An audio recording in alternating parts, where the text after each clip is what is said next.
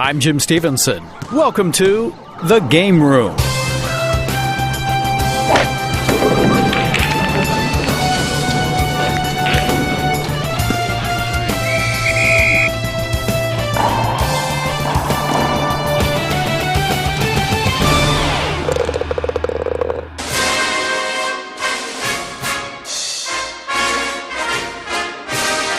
Brexit? For the tennis world, it's Brenter to Wimbledon.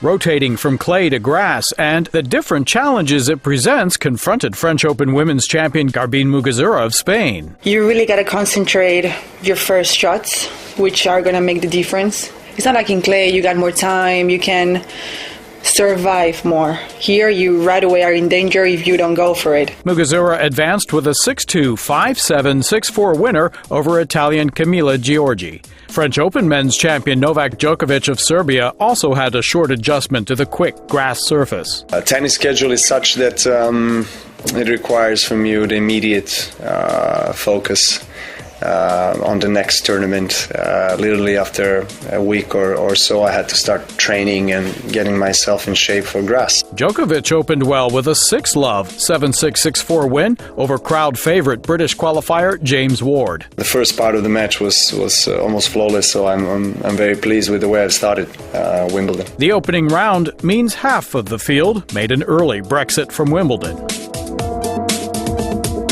What's better than winning your first PGA Tour event? Well, winning it near your home. And that's what former U.S. Naval Academy cadet and officer Billy Hurley III did.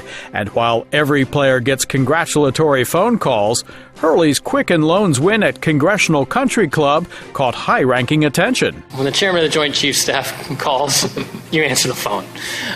So I answered the phone, and Arrow Mullen, said he was on a fishing trip in Montana, but just wanted to call me, and we talked for maybe 3-4 minutes, and he just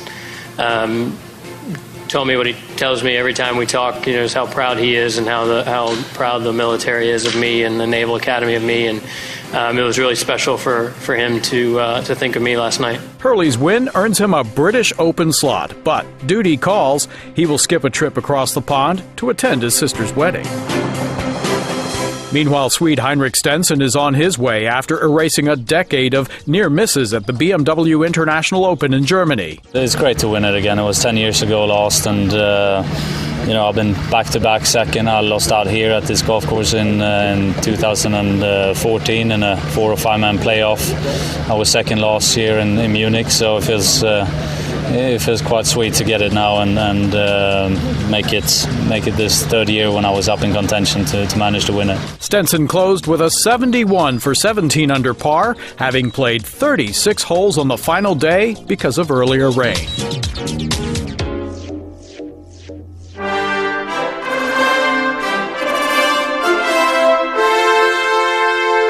Golf's Olympic return in Rio will lack the star power anticipated, as world ranked number 1 Jason Day and Ireland's Shane Lowry are the latest professionals to withdraw from the Games. The 28-year-old Day from Australia and Ireland's top-ranked player Lowry say concerns over the Zika virus will keep them home.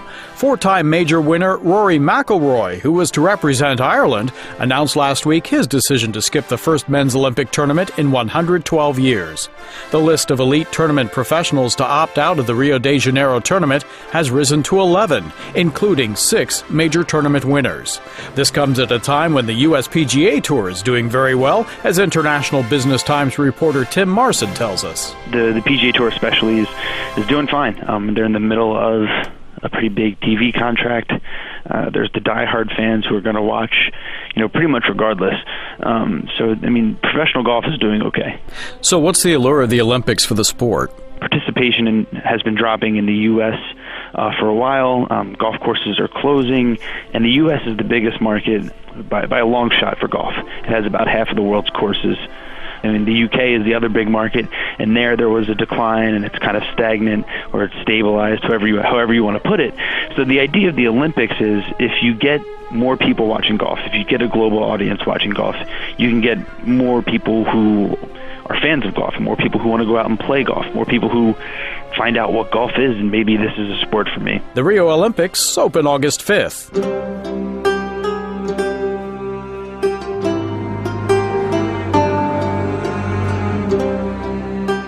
Basketball has lost a legend. Pat Summitt reached that sports summit as the winningest coach in Division I college basketball history. She died this week after battling early-onset dementia. She was 64.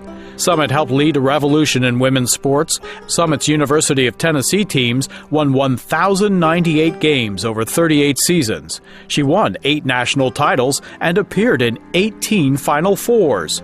She was diagnosed with early-onset dementia in 2011 and told everyone about it in a YouTube video. Earlier this year, the doctors at the Mayo Clinic diagnosed me with an early-onset dementia, Alzheimer's type, at the age of 59. Summitt decided to retire in 2012 and took the role of head coach emeritus at the University of Tennessee.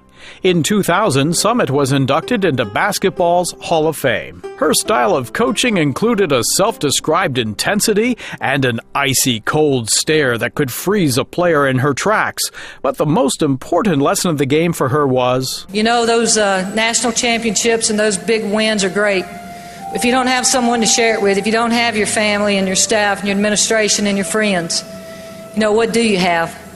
And so it's really special to have all those great players, and I love getting phone calls, even if it's in the middle of the night. President Obama presented Pat Summitt with the Presidential Medal of Freedom in May 2012. Until her death, Summitt continued to focus her attention on her players, deflecting away from herself, much as she did throughout her career. The Game Room opens with new stories each week, or play anytime on voanews.com.